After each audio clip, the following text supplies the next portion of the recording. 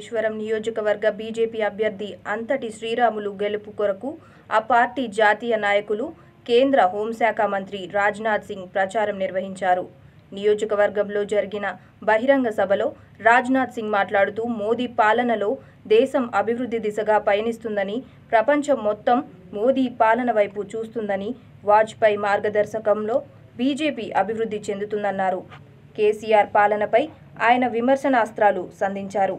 ముస్లింలకు 12% రిజర్వేషన్ ఇస్తామంటున్న కేసీఆర్ ఏ కులం నుండి తగ్గిస్తారని ప్రశ్నించారు.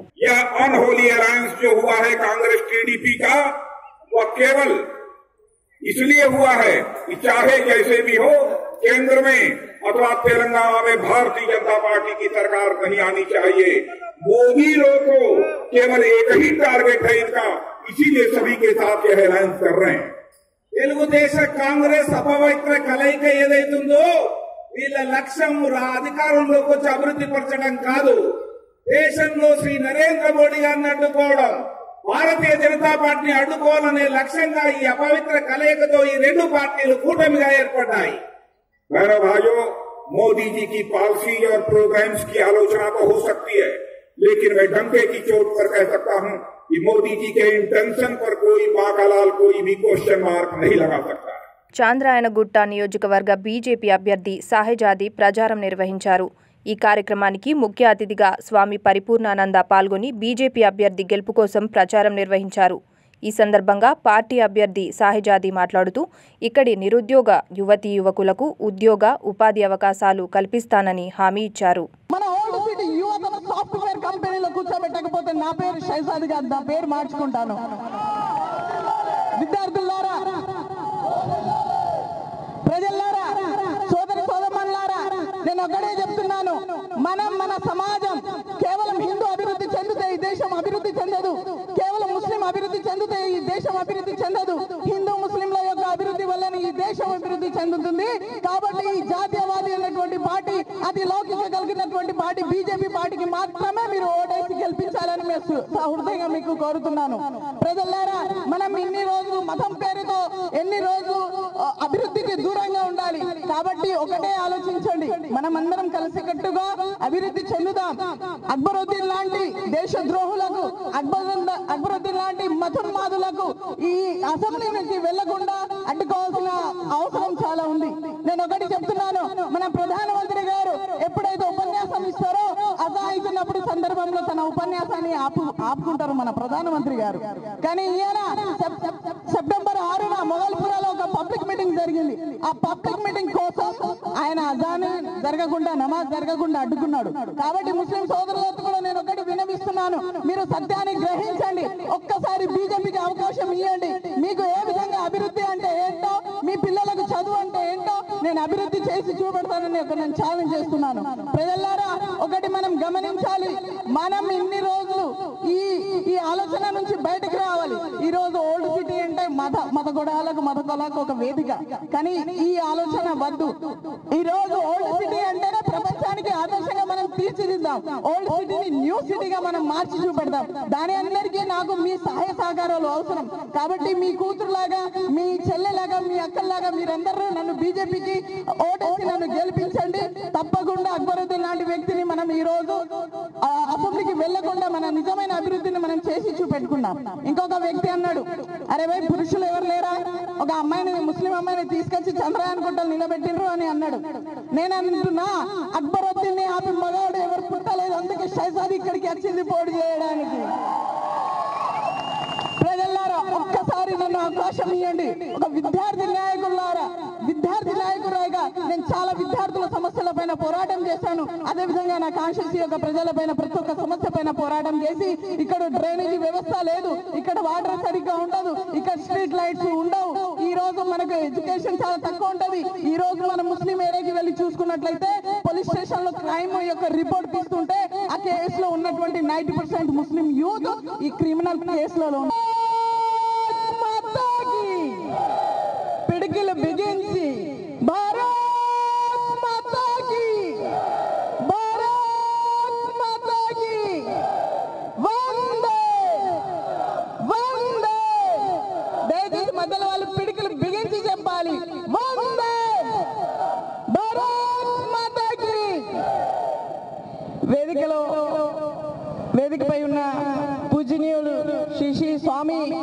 పరిపూర్ణానంద గారు, అదేవిధంగా యాదగిరిపుర ఎమ్మెల్యే అభ్యర్థి రూపరాజ్ గారికి మరియు హనీఫ్ అలీ గారికి, ఈ వేదిక పైన ఉన్న పెద్దలందరికీ నమస్కారాలు, నమస్సుమాంజలు తెలియజేస్తున్నాను. ఈరోజు ప్రజలను చాలా ఉత్సాహంగా చూస్తుంటే నాకు చాలా ఆనందంగా ఉంది. చాలా మంది నన్ను అడుగుతున్నారు, షైజాది ఆదిలాబాద్ నుంచి వచ్చి చంద్రయాన్ గుట్టలో బీజేపీ అభ్యర్థిగా ఎమ్మెల్యే ఎందుకు చేస్తుంది అని అన్నారు. నేను ఒకటే అంటున్నాను, చీకటి ఎక్కడ ఉందో వెలుతురు ఎక్కడే అవసరం ఉంటుంది. చంద్రయాన్ గుట్ట చీకట్లో ఉంది కాబట్టి వెలుతురు వెలిగించడానికి ఇక్కడికి నేను ఈ చంద్రయాన్ గుట్టను ఎన్నుకున్నాను.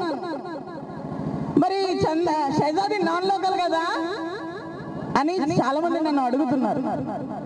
నేను ఒకటే చెప్తున్నాను, మీకు 4 సార్లుగా ఎమ్మెల్యే ఉన్నటువంటి అభ్యర్థి ఎక్కడో వేరే రాష్ట్రానికి, కర్ణాటక రాష్ట్రానికి ఓసారి జిల్లాకి చెందినటువంటి బీదర్ రాష్ట్రం నుంచి, బీదర్లో కర్ణాటక రాష్ట్రానికి చెందినటువంటి వ్యక్తి ఆయన.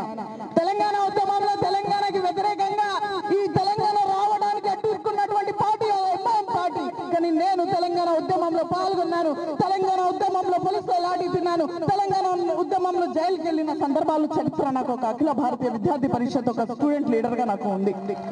కాబట్టి ప్రజలారా, మనం ఓల్డ్ సిటీ అంటే, పాత బస్తీ అంటే మనకు వెంటనే గుర్తుకొచ్చేది హిందూ ముస్లింల గొడవ. అవునా కాదా? అవునా కాదా? అవునా కాదా? ఎందుకు ఈ రోజు ప్రపంచంలోనే హైదరాబాద్ ఒక విశ్వనగరంగా అభివృద్ధి చెందింది. ఒక ఐటీ రంగానికి, అంతర్జాతీయ సాఫ్ట్వేర్ కంపెనీలకు ఈ హైదరాబాద్ నగరం వేదికైంది. కానీ మన పాత బస్తీ నుంచి మన యువత ఎందుకు 80% యువత ఈ రోజు కూడా మీరు ఓల్డ్ సిటీలో తిరుగుతుంటే, రిక్షా నడిపేవాడు రిక్షా నడుపుతాడు, అరటి పండ్లు అమ్ముకునేవాడు అరటి పండ్లే అమ్ముతాడు, పువ్వులు అమ్ముకునేవాడు పువ్వులే అమ్ముతున్నాడు. ప్రపంచం నుంచి ఎక్కడెక్కడో వచ్చి ఇక్కడ సాఫ్ట్వేర్ ఇంజనీర్లుగా పనిచేస్తుంటే మన యువత ఎందుకు అభివృద్ధి చెందలేకపోతుంది?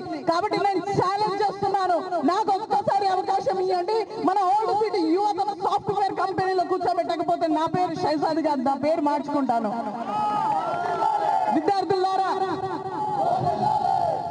ప్రజలారా, సోదరి సోదరులారా, నేను ఒకటే చెప్తున్నాను, మన సమాజం కేవలం హిందూ అభివృద్ధి చెందితే ఈ దేశం అభివృద్ధి చెందదు, కేవలం ముస్లిం అభివృద్ధి చెందితే ఈ దేశం అభివృద్ధి చెందదు.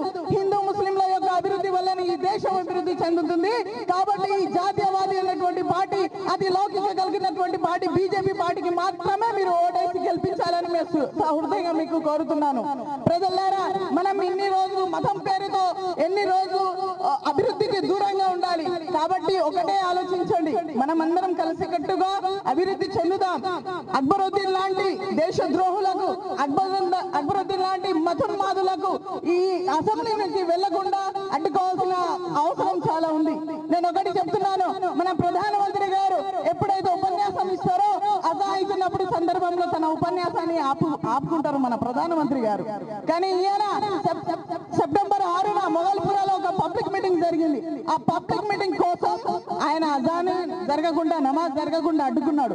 కాబట్టి ముస్లిం సోదరులకు కూడా నేను ఒకటి వినవిస్తున్నాను, మీరు సత్యాన్ని గ్రహించండి. ఒక్కసారి బీజేపీకి అవకాశం ఇవ్వండి.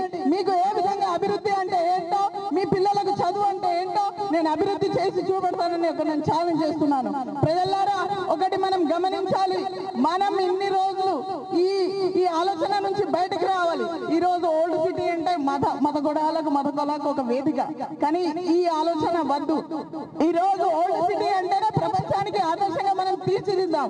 ఓల్డ్ సిటీని న్యూ సిటీగా మనం మార్చి చూపెడదాం. దాని అందరికీ నాకు మీ సహాయ సహకారాలు అవసరం. కాబట్టి మీ కూతురులాగా, మీ చెల్లెలాగా, మీ అక్కల్లాగా మీరందరూ నన్ను బీజేపీకి ఓటేసి నన్ను గెలిపించండి. తప్పకుండా అక్బరుద్దీన్ లాంటి వ్యక్తిని మనం ఈ రోజు అసెంబ్లీకి వెళ్లకుండా మన నిజమైన అభివృద్ధిని మనం చేసి చూపెట్టుకున్నాం. ఇంకొక వ్యక్తి అన్నాడు, అరే భయ్ పురుషులు ఎవరు లేరా, ఒక అమ్మాయిని, ముస్లిం అమ్మాయిని తీసుకొచ్చి చంద్రయాన్ గుట్టలు నిలబెట్టిండ్రు అని అన్నాడు. నేను అంటున్నా, అక్బరుద్దీన్ ని ఆపి మగవాడు ఎవరు పుట్టలేదు, అందుకే షైజాది ఇక్కడికి వచ్చింది పోటీ చేయడానికి. ప్రజలారా, ఒక్కసారి నన్ను అవకాశం ఇవ్వండి. ఒక విద్యార్థి నాయకులారా, విద్యార్థి నాయకురాగా నేను చాలా విద్యార్థుల సమస్యల పైన పోరాటం చేశాను. అదే విధంగా నా కాన్స్టిట్యూన్సీ యొక్క ప్రజలపైన ప్రతి ఒక్క సమస్య పైన పోరాటం చేసి ఇక్కడ డ్రైనేజీ వ్యవస్థ లేదు, ఇక్కడ వాటర్ సరిగ్గా ఉండదు, ఇక్కడ స్ట్రీట్ లైట్స్ ఉండవు. ఈ రోజు మనకు ఎడ్యుకేషన్ చాలా తక్కువ ఉంటది. ఈ రోజు మనం ముస్లిం ఏరియాకి వెళ్ళి చూసుకున్నట్లయితే పోలీస్ స్టేషన్ లో క్రైమ్ యొక్క రిపోర్ట్ తీస్తుంటే ఆ కేసులో ఉన్నటువంటి 90% ముస్లిం యూత్ ఈ క్రిమినల్ కేసులలో ఉన్నారు. నేను ఒకటి చెప్తున్నాను, మనకి మన ప్రజలకి కాన్స్టిట్యూన్సీకి ఇన్ని రోజుల నుంచి ఎమ్మెల్యేగా ఉన్నటువంటి వ్యక్తి అయితే వాళ్ళకు సరైన మార్గం చూపెట్టలేదు. లేదైతే ఎవరైతే ఈ పార్టీకి అపోజిట్ గా వెళ్తారో, ఎవరైతే సత్యానికి న్యాయంగా పోరాటం చేస్తారో అటువంటి యువతలను, ముస్లిం యువతను కేసులో ఇరికిస్తున్నటువంటి వాళ్ళు ఈ ఎంఐఎం వాళ్ళు. మహిళలకు అంటే రెస్పెక్ట్ లేదు. మీరు ఒక విషయం నన్ను చాలా మంది అడుగుతున్నారు, 4 టైం ఎమ్మెల్యేగా గెలిచింది కదా, మీరు ఎట్లా గెలుస్తారు అని నన్ను అడిగినారు. నేను ఒకటే అనుకున్నాను, షైజాది వస్తే అక్బరుద్దీన్కి భయం పుట్టుకున్నది. ఎందుకు పుట్టుకుందంటే, సోదరులారా మీరు ఎంఐఎం చరిత్రను చూడండి, ఎప్పుడు మహిళలతో సమావేశం పెట్టాలి, ఎప్పుడు మహిళలకు రెస్పెక్ట్ ఇవ్వాలి. షైజాది ఒక పేరు ప్రకటిస్తే ఎంఐఎం మహిళలతో సమావేశాలు పెడుతుంది. ఇది షహజాది విజయం. ఒక స్త్రీ వల్ల వందలాది మంది మహిళలకు రెస్పెక్ట్ పెట్టుకుంటే అంతకంటే నా విజయం ఏముంటుందండి చెప్పండి. కాబట్టి ప్రజలారా ఈసారి ఒక్క స్త్రీకి మహిళలకు రెస్పెక్ట్ ఇస్తామని చెప్పుకుంటున్నటువంటి పార్టీ ఒక్కసారి కూడా ఒక మహిళా అభ్యర్థికి ఎమ్మెల్యేగా నిలబెట్టాలి. వీళ్ళ కార్యకర్తలు ఒక ముస్లిం మహిళ యొక్క కొట్టి ఆమె బురక చింపేసిండ్రు. వీరా అయితే మహిళలు కూడా ఆలోచించండి. మీ ఓటు ఒక్కసారి బీజేపీకి వేయండి, షైజాదికి వేయండి. తప్పకుండా ఓల్డ్ సిటీ యొక్క చరిత్రను నేను మార్చి చూపెడతాను. నన్ను మీరు డిసెంబర్ 7న జరిగే ఓటింగ్ లో అత్యధిక మెజారిటీతో గెలిపించండి. తప్పకుండా ఎప్పుడు మీ కూతురులాగా, మీ ఆడపడుచులాగా, ఈ నా కుటుంబం లాగా నా ప్రజలను చూసుకుంటా అనే విషయాన్ని నేను తెలియజేస్తున్నాను. నాకు ఈ అవకాశం ఇచ్చినందుకు హృదయపూర్వకంగా ధన్యవాదాలు. అంబర్పేట నియోజకవర్గ BLF అభ్యర్థి శ్రీ గడప శ్రీహరి ప్రచారం నిర్వహించారు. అనంతరం పార్టీ కార్యకర్తలతో సమావేశం నిర్వహించారు. పూలే అంబేద్కర్ ఆశయ స్థాపనతో సామాజిక న్యాయం, SC, ST, BC మైనారిటీలకు తనను గెలిపిస్తే సబ్ప్లాన్ చేస్తామన్నారు. 26 పార్టీలు, 120 కుల సంఘాలు, 280 ట్రేడ్ యూనియన్లు సమైక్యంతో BLF ఏర్పడిందన్నారు. कितना लूटा है ये दिखाने के लिए हमने राइफल की जो कीमत दी थी उसका उन्होंने दिया कि 570 करोड़ में एक राइफल हम खरीदने वाले थे। और बीजेपी के वक्त यही राइफल जो है 1600 करोड़ में खरीदा जा रहा है। 1000 करोड़ एक राइफल के पीछे ये सरकार खरीदी। 1000 करोड़ ज्यादा दे दिए कि जो अंबानी के पॉकेट में जा रहा है, अंबानी के अकाउंट में जा रहा है। कांग्रेस पार्टी ने इतने में कितना लूटा है ये दिखाने के लिए हमने राइफल की जो कीमत दी थी उसका उन्होंने दिया कि 570 करोड़ में एक राइफल हम खरीदने वाले थे। और बीजेपी के वक्त यही राइफल जो है 1600 करोड़ में खरीदा जा रहा है। 1000 करोड़ एक राइफल के पीछे ये सरकार खरीदी। 1000 करोड़ ज्यादा दे दिए कि जो अंबानी के पॉकेट में जा रहा है, अंबानी के अकाउंट में जा रहा है। और कॉर्पोरेट करप्शन एक अलग करप्शन होता है। कॉर्पोरेट करप्शन जो है अलग करप्शन होता है। अभी की सरकार जो है वो कॉर्पोरेट को कहती है कि 10 रुपए की चीज तुम 2000 रुपए की खरीदो। कॉर्पोरेट को ये कहती है कि 2 रुपए की चीज तुम 200 भी खरीद लो। खरीदारी होने के बाद कहती है कि 80% हमको रिटर्न करो। कांग्रेस वाले सीधे खाते थे, इसलिए सीधे खाते समय दिखाई देता था। बीजेपी वाले जो है ये ऐसे घुमा के खा रहे हैं, इसलिए हमको उनका हाथ दिखाई नहीं देता। फर्क इतना है, दोनों खा रहे। कांग्रेस वाले सीधे खाते थे, they used to make corruption straight away across the table. But BJP's methodology is totally different. They put the corporate in between, ask the corporate to charge heavily, and after charging heavily, they'll say send 80% back to us. So that is the system. तो ये एक नया system है, इसलिए corruption के खिलाफ लड़ेंगे ऐसा मुझे नहीं लगता। दूसरी बात यहां पर, गुरु नानक जो सिख समाज के सबसे बड़े गुरु हैं। 550वीं सालगिरह उनकी मनाई जाएगी इस साल। तो यहाँ के सिख समाज ने कहा कि जो करतारपुर है पाकिस्तान में, आप सरकार से बात कर लीजिए, हमको वहां पर जाके अपना मत्था टेकना है। I we want to go in PR movement. Pakistan agreed की भैया हमारे यहाँ भी सिख समुदाय, आपके यहाँ भी सिख समुदाय, हम रास्ता बनाते, आप अपना रास्ता बनाएंगे। और उसकी जो कोकोनट बेकरिंग सेरेमनी है जो है वो साथ में करते हैं। मतलब इस सरकार की जो नीतियां हैं इसको मैं आपके सामने ले आना चाहता हूं। एक तरफ सरकार ये कह रही है कि 1984 की जो खालिस्तान मूवमेंट है वो दोबारा जिंदा हो रही है। 1984 की जो खालिस्तान की मूवमेंट जो है वो दोबारा जिंदा हो रही है। और दूसरी तरफ इस सरकार को पूरी सिख समूह की सिंपैथी जो है वो अपने तरफ खींच सकती है। वो रास्ता खुलने से तो वहां पाकिस्तान के साथ झगड़ा दिखाई। आज के अखबार में वो बात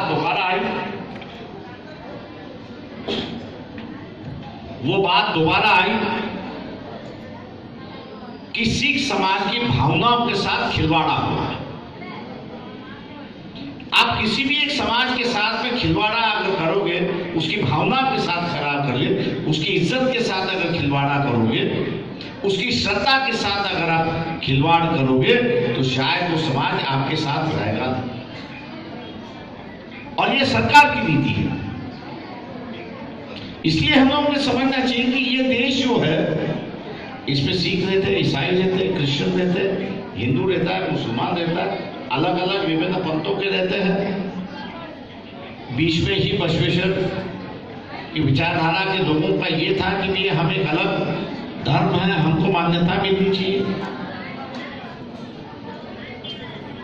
लेकिन जिस तरह से इस देश के सरकार का रवैया है, वो सरकार का रवैया यही दिखाई देता है कि एक दूसरे में आपस में लड़ाना, एक दूसरे को आपस में लड़ाना, यही उनकी बात वहां पर चलती है।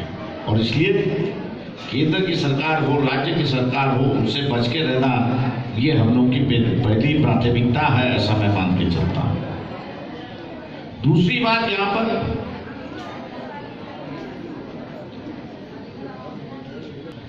पाकिस्तान एग्रीड की भैया हमारे यहाँ भी सिख समुदाय, आपके यहाँ भी सिख समुदाय, हम रास्ता बनाते, आप अपना रास्ता बनाएंगे। और उसकी जो कोकोनट बेकरिंग सेरेमनी है जो है वो साथ में करते हैं। मतलब इस सरकार की जो नीतियां हैं इसको मैं आपके सामने ले आना चाहता हूं। एक तरफ सरकार ये कह रही है कि 1984 की जो खालिस्तान मूवमेंट है वो दोबारा जिंदा हो रही है। 1984 की जो खालिस्तान की मूवमेंट जो है वो दोबारा जिंदा हो रही है। और दूसरी तरफ इस सरकार को पूरी सिख समूह की सिंपैथी जो है वो अपने तरफ खींच सकती है। वो रास्ता खुलने से तो वहां पाकिस्तान के साथ झगड़ा दिखाई। आज के अखबार में वो बात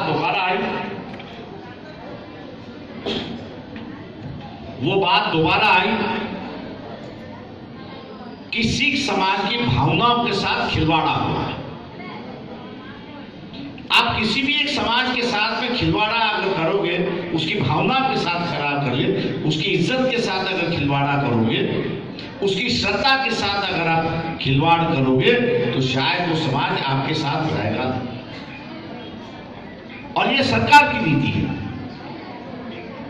इसलिए हम लोगों को समझना चाहिए कि ये देश जो है इसमें सिख रहते हैं, ईसाई रहते हैं, क्रिश्चियन रहते हैं, हिंदू रहता है, मुसलमान रहता है, अलग अलग विभिन्न पंथों के रहते हैं।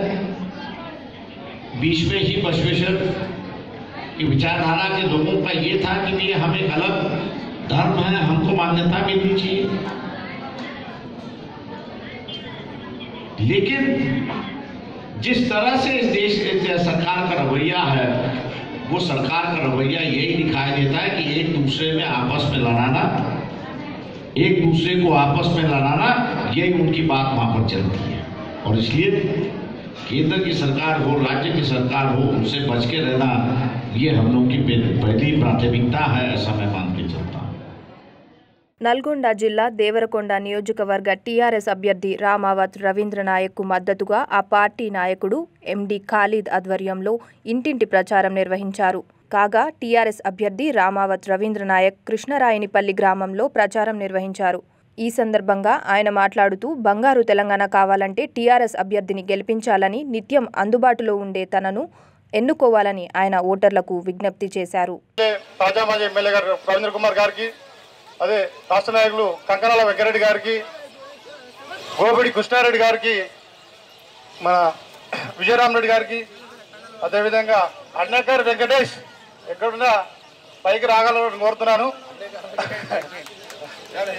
అదేవిధంగా ఎవరు కూడా ఒకరిని అనుకోవద్దు, అందరికీ పేరు పేరున నా కుటుంబ సభ్యులాగా మీరు ఈరోజు ఒక్కసారి నేను చెప్పినట్టయితే మీరందరూ నా కోసం ఉన్నందుకు మీకు నేను రుణపడి ఉంటానని కూడా గట్టిగా చెప్తున్నా.